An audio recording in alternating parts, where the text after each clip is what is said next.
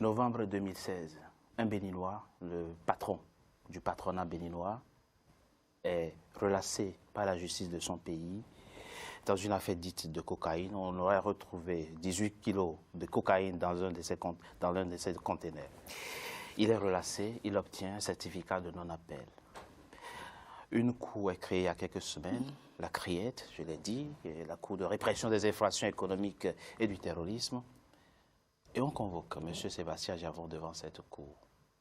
Expliquez-nous, vous qui êtes rompu à la pratique du droit, comment comprendre cette résurrection judiciaire?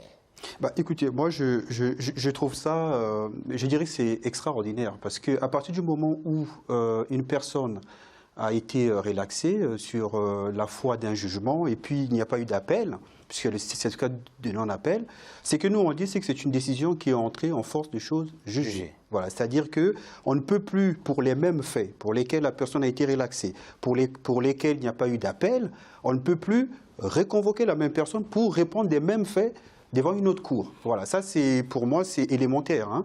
Donc il y a de ça, et puis sauf à démontrer qu'il y a eu d'autres faits qui ont été commis et qui n'ont pas été jugés à cette époque-là, et qu'il n'y a pas eu prescription, et qu'en ce moment-là, on peut justifier de la nouvelle saisine. Mais s'il n'y a pas ces conditions-là, on peut légitimement se poser des questions sur les intentions qui animent cette convocation. Voilà. Donc, je pense que je rebondirai un peu par rapport à ce qui on reviendra à la première partie. Tout à fait, on reviendra effectivement voilà. sur, et pour qu'il vous réponde très rapidement. Edouard Loko, je l'ai dit, moi j'ai beaucoup de considération pour vous. Et quand je vous parle, c'est d'abord aux Béninois que je parle, à l'intellectuel béninois d'abord, pas forcément au chargé de mission du président de la République. J'ai rencontré des juristes qui étaient choqués, des juristes béninois, de voir Maître Marc Bessinon, l'avocat français, donner des cours de droit et de procédure à Gilbert Togbono, le juge de la CRIET, qui devait entendre ce 4 octobre Sébastien Javon. On lui envoie une convocation et dans la convocation ne figure même pas le motif pour lequel il est convoqué. Cher ami, cher confrère, Oui, il y a quelques avocats français qui sont en tourisme judiciaire au pays et ils font des développements. Il y a Banani, on a dépassé ça. Ça vaut de fait, tout ce qui ça, les choses ne sont pas passées comme ça. Maître, rassure-toi. Il y a bel et bien eu appel. En plus de cela, la relâche au bénéfice du doute, je reviens là-dessus, au pays, il y a quelques plaisantins qui ne sont pas... Il faut préciser, il y a eu bel et bien appel. Vous n'étiez pas au pays, vous n'étiez pas... Je vais vous expliquer. Même le président Javon lui-même, je vais vous dire, le président Javon lui-même, n'étant pas satisfait du verdict qui le relaxe au bénéfice du doute, la presse a écrit, voulait que l'affaire, il veut savoir qui a mis cocaïne dans son conteneur. Et il fallait que désormais, la CRIET a été créée et dans cette disposition transitoire, il est écrit noir sur blanc. Le député, il n'a pas voté certainement, mais il a lu.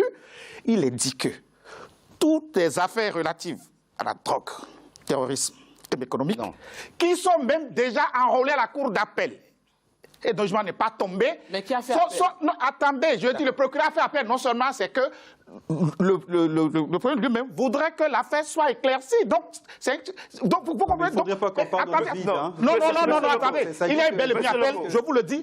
Attendez. Donc ça veut dire que le dossier était encore en cours. Bien sûr, bien sûr. Le procureur a fait appel. Le procureur a fait appel. L'audience d'appel a eu lieu. Mais non, c'était même pas encore enrôlé. Mais il s'est dit qu'il s'est fait quand la CRIET à sa naissance, dans cette disposition transitoire, vous allez comprendre qu'il n'y a rien d'extra. C'est tout spécial. Je vous explique. Désormais, c'est-à-dire au Bénin, lorsque ça, on a bien compris. Lorsque c'est une affaire de grève, donc voilà que c'est une affaire de drogue. Mais ça, on sait. C'est que vous êtes en train de nous dire. Vous êtes en train de nous rappeler ce qu'on sait, monsieur. Oui, voilà, maintenant, la question qui se pose... Je vous dis ce que vous ne savez pas. Parce que tout à l'heure, vous aviez attiré des conclusions qui ne sont pas les vraies. Mais comprenez désormais qu'au Bénin, C'est-à-dire, quand il s'agit de drogue, Mais ça, on le sait, c'est la monsieur, mais vous répétez la même chose. Mais nous sommes en matière de drogue, il n'y a que la crête pour juger. Alors, et l'affaire n'était pas déjà revêtue du sceau de la chose complètement jugée. Mais donc, c'est Est-ce que vous comprenez? Dites-moi que vous comprenez pour reprendre votre conclusion. Mais qu'est-ce qui voudrait que moi je vous crois et pas le monsieur Moi, je parle de faits. Alors, donc, lui, Moi, je parle de faits. Je vous dis que moi, je parle de faits. Je vous explique. C'est pour ça. Attends, vous pensez qu'il n'y a pas de bons juristes au pays? Ah non, mais personne n'a dit ça. Vous dites que... Personne n'a dit ça. Vous dites que Ben Simon. Simon est venu faire quel coup de quoi? Non, mais bien sûr, c'est du tourisme judiciaire. D'accord, ok, on va comprendre. Vous savez, les Béninois nous suivent, on va mener ce débat dans la sérénité et dans la convivialité totale. Il n'y a aucune espèce de raison de s'énerver. En respectant les faits. D'accord, vous avez dit que le procureur a fait appel de la décision. Oui. Comment expliquer que Ajaron Sébastien détienne un certificat de non-appel? Voilà. Donc c'est un faux. Il doit avoir faux quelque part. Non, je ne sais pas si c'est un faux. mais si c'est un Je dis faux, que quelque part... mais attendez. Je vous dis si c'est pas faux. Mais je vous dis que lui-même là, lui-même, Oui, ça c'est autre chose. il a fait écrire au pays qu'il veut connaître la vérité. Bien sûr, mais ça c'est autre chose. Maître, c'est que lorsque quand il a été en premier en correctionnel, c'était pas encore revêtu de non. Le procureur a fait appel et dans les délais. Bon, moi je retiens que le certificat de non-appel qui a été délivré à Sébastien Jamais Ajaron est un faux document. Délivré par une conclusion autorité qui vous judiciaire. engage, chers confrères. Vous comprenez? Alors, il faut dire, il faut pas c'est vous qui tirez les c'est vous qui tirez les conclusions. Ce qui se passe au Bénin, c'est très au grave. moment où Et il c'est a pas le eu, lieu de faire des celui qui a sophismes. délivré C'est ne des sait sophismes, peut-être ça. pas que l'appel était dans le circuit. J'en sais rien. Toujours est-il qu'il y a eu appel. Voilà. Voilà. Non, franchement, moi, je voudrais que nous fassions un débat sérieux. Un débat sérieux parce que M. Loko, il a été patron de la presse. Il fait partie des pionniers même de la presse libre dans notre pays. C'est l'un des journalistes les plus respectables. Et mieux, moi, je sais qu'il fait partie des promotions qui m'ont suivi à l'ENA. C'est-à-dire qu'il ne faudrait pas qu'il compromette son niveau intellectuel, sa personnalité par rapport au poste qu'il occupe. C'est suffisamment grave.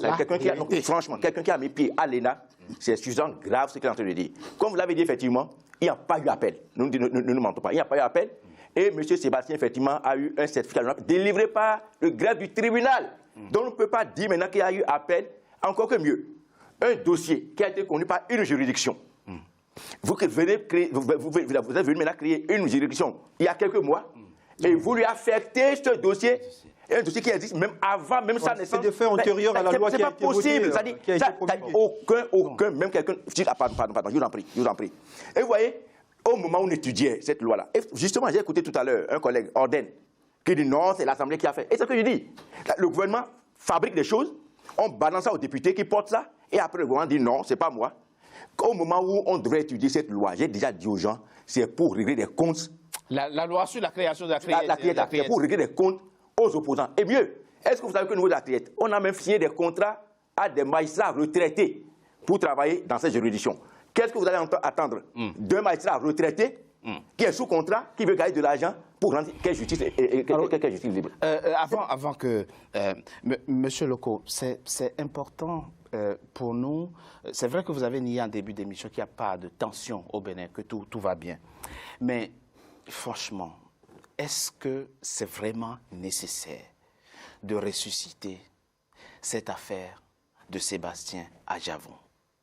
Elle n'était pas morte. Elle n'était pas morte. Et le député n'a pas voté cette loi. Donc vous trouvez que... Dans les dispositions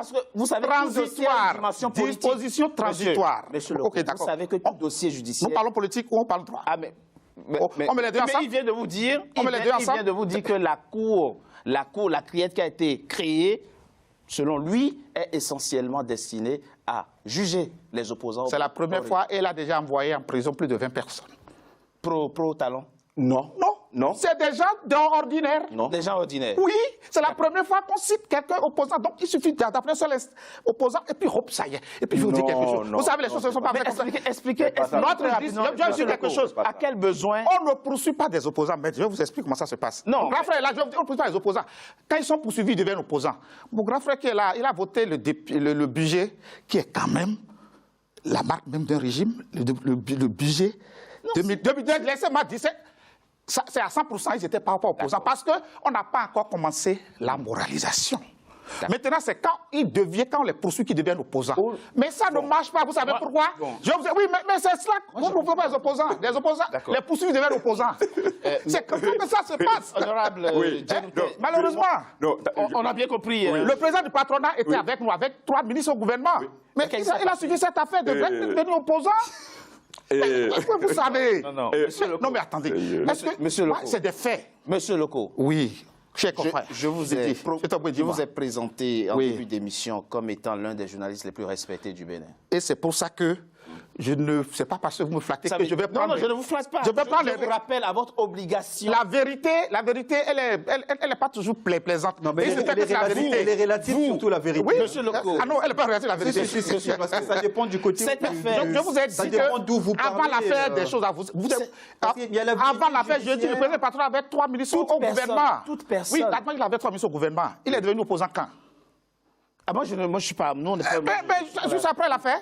Et il n'a jamais d'ailleurs fait état de ce qu'il est en conflit avec vous. Nous, on est en train de parler aujourd'hui. Je vous posais la question de nous dire à quel besoin répond la création de cette... La justice. Parce que vous savez, nos États sont menacés par le terrorisme aujourd'hui. Et la haute cour de justice. Non, qui est chargée de juger. C'est elle qui jugera. Mais le ministre a fait une petite erreur. La haute cour de justice ne juge que les ministres. Oui, bien sûr, on est d'accord. Des délits ou des crimes dans l'exercice de leurs fonctions. Il se fait par exemple parmi les ministres dont on a enlevé l'immunité, les députés dont on a enlevé l'immunité, les faits qui leur sont reprochés, ils ne l'ont pas commis. Au moins, ils sont députés ou ministres, ils étaient DG. Donc cela relève de la criette. Ne vous en faites pas. Quand la Cour n'existait pas. Ce sera de la... Quand la criette n'existait pas, on ne jugeait pas les... C'était la Cour d'appel, mais beaucoup de pays ont senti le besoin aujourd'hui de créer une Cour spéciale par rapport à ces 4 fléaux qui menacent nos États. Oui, on clarifie, parce que nous sommes sur une chaîne internationale. Il faut qu'on clarifie certaines choses, sinon ça c'est vraiment grave. D'abord, je vais commencer par dire que je n'ai pas représenté les pasteurs au gouvernement par rapport à ça. Je reviens sur l'histoire de criette là. Non, soyons sérieux, franchement. La criette, comme vous l'avez dit, la haute cour de justice a compétence aussi bien par la Constitution que par la loi organique par rapport à la cour de justice à juger les présidents et les anciens ministres. D'accord. Et les faits dont il parle, nous qui sommes ministres, l'histoire de Coton, c'est bel et bien pendant que nous étions ministres. Donc ça n'a rien à voir avec la criette. Avec la criette. Rien. Et la preuve. Lorsque le ministre a saisi... Bakou était DG sur APRA. Oui, mais Bakou n'est pas concerné par ce que nous disons là. Oui. Non, mais il y a la criette, par exemple. Soyons concrets, mais factuels. Monsieur le ministre, je l'ai dit en début d'émission, vous êtes recherché par la justice béninoise, c'est le moins qu'on puisse dire. On a déposé à votre domicile une convocation à laquelle vous n'avez pas répondu. Qu'est-ce que vous avez fait maintenant? Merci. Voilà. Demandez pourquoi. Non, très bien. Par rapport à ça. Demandez pourquoi. Non, je vais expliquer. C'est très important. Je vais expliquer. Vous allez voir. Monsieur Lecault, je vais expliquer. Ah oui, vous avez... Je vais expliquer. Et suivez-moi très bien. Allez-y très rapidement. Vous savez, d'abord, on dit le dossier est parti d'abord par rapport au dossier de Coton. C'est pour ça qu'on a levé... Non, suivez-moi bien. Si vous ne voulez pas comprendre. C'est par rapport à ça qu'on a levé mon immunité, qu'on a autorisé ma poursuite devant la haute cour de justice. Voilà. D'accord? C'est compris? Maintenant, lorsque l'Assemblée nationale a voté les résolutions pour demander de nous envoyer devant la haute cour de justice, le ministre de la Justice a fait une lettre pour saisir le procureur spécial de la criette et a même mis de voir immédiatement le président donc, de la Cour d'appel pour recevoir des instructions. Par rapport aux résolutions, les résolutions qui ont été adoptées par l'Assemblée, c'est pour aller devant la Haute Cour de justice, mais lui, il envoie la lettre là.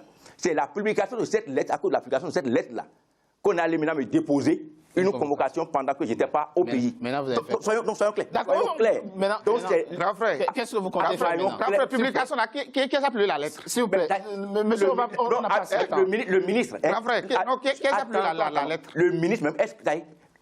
D'abord, j'ai déjà saisi même le procureur. Est-ce que le ministre est habilité à désorienter une... Grand frère, dites-lui ce qui s'est passé. Je vous dis. Non, c'est pour ça qu'on vous a convoqué. La publication là, pourquoi?